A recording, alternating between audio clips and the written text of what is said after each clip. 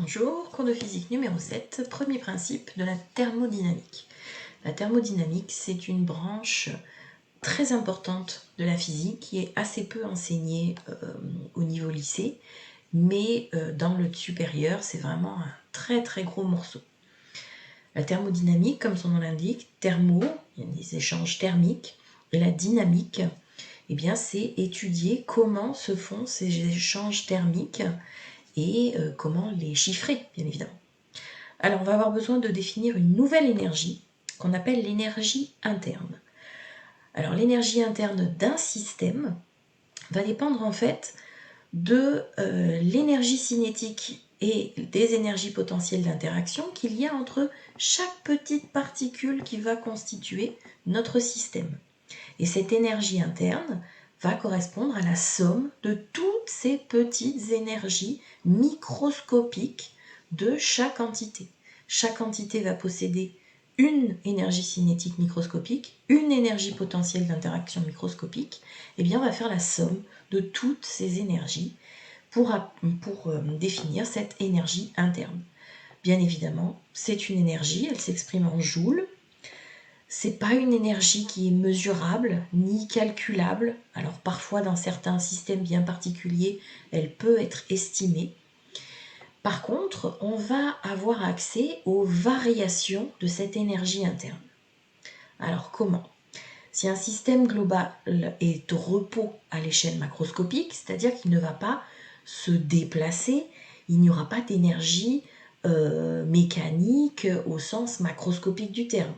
Pas d'énergie cinétique macroscopique, pas d'énergie potentielle de pesanteur macroscopique. Mais son énergie va peut-être varier. Exemple, la fonte d'un glaçon. Il ne se déplace pas, il est posé sur la table, il ne bouge pas, mais il fond quand même. Donc pas d'énergie de type macroscopique, mais une énergie interne qui varie. Parce qu'il est en train de passer de l'état solide à l'état liquide, où on va avoir des molécules d'eau qui seront de plus en plus agitées. Un système chimique qui fait une réaction. Là aussi, il n'y a pas de déplacement du système d'un point à un autre de manière macroscopique. Pourtant, les molécules s'agitent, elles interagissent entre elles, et bien ça fait varier l'énergie interne d'un système. Enfin, dernier exemple, on a décrit le gaz dans le chapitre précédent.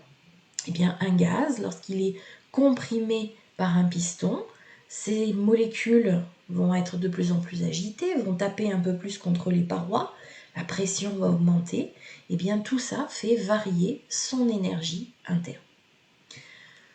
Premier principe de la thermodynamique, eh bien il est forcément sur cette énergie interne. C'est un concept absolument fondamental. En termes de physique, c'est vraiment quelque chose qu'on utilise tout le temps. Et il est lié à quelque chose qu'on a déjà vu, c'est qu'il y a conservation de l'énergie. L'énergie globale de notre univers ne varie pas. Aucune nouvelle énergie ne peut être créée. En revanche, il peut y avoir des transferts d'énergie d'un système à un autre. Ici, on va toujours travailler avec des systèmes au repos macroscopique. D'accord ? Donc, on n'aura pas d'énergie cinétique extérieure, on n'aura pas d'énergie macroscopique, et pas d'énergie potentielle d'interaction macroscopique. Donc, lorsqu'un système est au repos et qu'il n'échange pas de matière avec l'extérieur, donc on dit qu'il est fermé, si son énergie interne varie, eh bien, il n'y a pas de solution. C'est qu'il y a des transferts d'énergie entre ce système et l'extérieur. Et ces transferts d'énergie, on les met en deux catégories. Le transfert d'énergie par travail, c'est-à-dire que quelque part à l'extérieur de notre système, il y a une force dont le point d'application se déplace. Et qui dit force qui se déplace, dit travail de cette force. Deuxième chose, l'autre possibilité d'échanger de l'énergie entre ce système et l'extérieur, c'est ce qu'on appelle le transfert thermique. Il faut impérativement, dans ce cas-là, que notre système et l'extérieur n'aient pas la même température. Et spontanément, notre système, la température va évoluer de telle façon qu'il y a toujours un transfert du corps chaud vers le corps froid. On utilise aussi des conventions. Travail et transfert thermique vont être comptés positivement si le système reçoit de l'énergie et négativement si ce système perd de l'énergie. Eh bien, à retenir, premier principe de la thermodynamique, pour un système fermé et au repos, la variation de son énergie interne est égale à la somme des énergies transférées, soit par travail, soit par transfert thermique. Donc il faut bien faire attention à ces trois termes. Delta U, c'est la variation d'une énergie interne, énergie qui est propre au système. Par contre, W, c'est un travail. C'est une énergie qui va être transférée. Ce n'est pas l'énergie d'un système. C'est l'énergie transférée à notre système. De même pour Q, c'est aussi une énergie qui va être transférée entre notre système et le milieu extérieur. Donc je répète, delta U, c'est vraiment de l'énergie qui appartient à notre système. W et Q sont des énergies qui sont transférées. Alors, deux petits exemples. C'est parti, voilà. Le chocolat fouetté. 500 g de chocolat chaud encore liquide refroidissent et sont brassés à l'aide d'un fouet électrique. Ce fouet électrique, forcément, eh bien, il est entraîné par un moteur, il y a une force qui se déplace, il y a un travail. Et puis on vous dit aussi un liquide qui se refroidit, donc variation de température. Ça, c'est lié à un transfert thermique. Eh bien, on peut représenter notre système chocolat au centre d'échange, de transfert d'énergie. Le fouet va fournir un travail au chocolat et le chocolat, en se refroidissant, c'est le corps chaud, lui va donner de l'énergie vers le milieu extérieur et transférer cette énergie sous forme de transfert thermique. Pour écrire le premier principe de la thermodynamique en justifiant que le système est au repos, bien, ce chocolat, il ne se déplace pas d'un point A à un point B dans la cuisine. D'accord ? Alors vous allez me dire, effectivement, le chocolat, à l'intérieur, il y a des petites particules qui bougent. Oui, mais de manière générale, on n'a pas déplacé le chocolat d'un point A à un point B. Donc on va pouvoir écrire que delta U est égal à W plus Q. Je répète, distinguer le terme correspondant à la variation de l'énergie du système, c'est le delta U, et les termes correspondant au transfert d'énergie entre le système et l'extérieur, c'est les termes W et Q. Sachant que l'énergie perdue par le chocolat en se refroidissant, c'est les moins 50 joules, comptée négativement parce que perdue par le chocolat. L'énergie reçue par le fouet est de 10 kJ. Donc si le fouet reçoit 10 kJ, ce fouet va aussi donner 10 kJ au chocolat. On suppose qu'au niveau du fouet, il n'y a pas de perte d'énergie. Donc ces 10 kJ sont donnés au chocolat. Et bien delta U qui est égal à W plus Q, plus 10 moins 50, ça nous fera moins 40 kJ.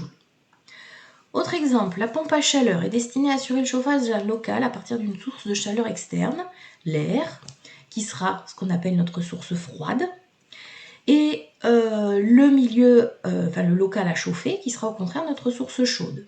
Et en fait, cette pompe à chaleur, elle sert à faire quoi ? À transférer artificiellement de l'énergie d'une source froide vers une source chaude. Spontanément, ça ne peut pas se produire, ça. D'accord ? C'est toujours du système chaud vers le système froid.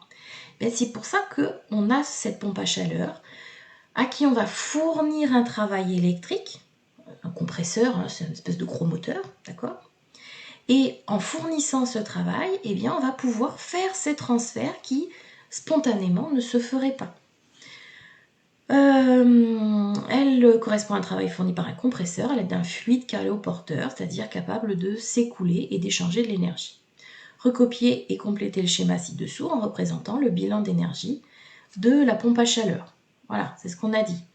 Notre énergie venue de la source froide est fournie à la pompe à chaleur, qui elle-même va fournir de l'énergie au local à chauffer, et puis un travail électrique. Le premier principe appliqué à la pompe à chaleur en justifiant que le système est au repos. Encore une fois, la pompe à chaleur, elle ne se déplace pas dans la maison, d'accord ? Donc, sa position reste la même, elle ne se déplace pas macroscopiquement. Et donc, delta U va être égal, sa variation d'énergie interne sera égale à QF plus W plus QC. Avec un W qui sera compté positivement, un QF compté positivement, mais un QC compté négativement. Alors, dernière étape de ce cours, variation d'énergie interne d'un système incompressible au repos. Exemple de situation, le thé qui refroidit au contact de l'air si on ne boit pas assez vite. Dans ce système, dans ce cas, le système ne va pas échanger avec le milieu extérieur de l'énergie sous forme de travail.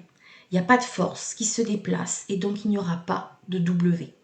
Donc finalement, on n'aura plus que delta U égale Q, car W sera nul. Et bien dans ce cas-là très particulier, la variation d'énergie interne d'un système incompressible, solide ou liquide, est égale au seul transfert thermique et elle est proportionnelle à la variation de sa température. C'est-à-dire, delta U est égal à une constante fois delta T.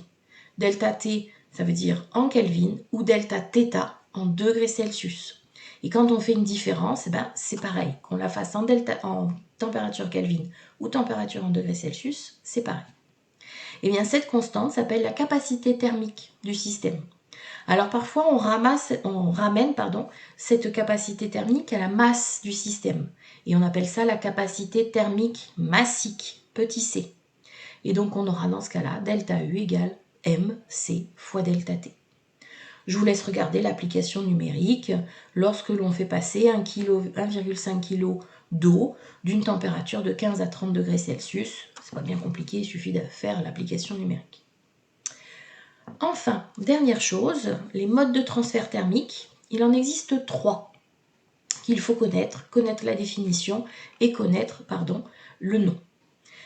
Premier transfert thermique, transfert d'énergie par onde électromagnétique ne nécessitant pas de milieu matériel. C'est ce qu'on appelle le rayonnement.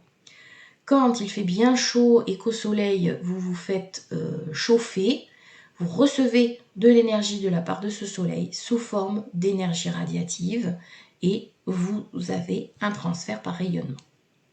Transfert d'énergie dans un milieu matériel, donc grosse différence avec le précédent, sans déplacement de matière, sous l'influence d'une différence de température.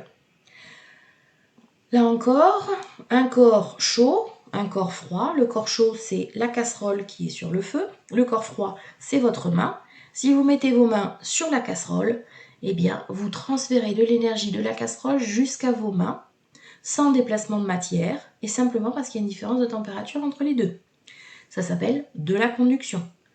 Ne le faites pas, ça brûle. Enfin, le dernier cas, transfert d'énergie associé à des mouvements de matière, généralement au sein d'un gaz et d'un solide. C'est ce qu'on va appeler la convection. Si je reviens toujours à ma casserole, sur le feu, et j'ai mis de l'eau dedans, le bas de la casserole, je vais y arriver, qui est chauffé par le feu, par conduction, vous allez avoir les premières molécules d'eau qui se trouvent au fond de la casserole qui vont commencer à être plus chaudes que celles qui sont au-dessus. Et bien à ce moment-là, on va observer un mouvement de l'eau à l'intérieur de la casserole, les molécules les plus chaudes ayant tendance à remonter et inversement, les molécules les plus froides ayant tendance à descendre. Et bien tout ça, ça va faire des courants de convection à l'intérieur de la casserole et ça va permettre de réchauffer absolument toute l'eau qui se trouve dans la casserole. Voilà pour ce chapitre. En termes d'exercice, ça va être un peu plus compliqué que juste le cours, donc on traitera tout ça ensemble. Voilà.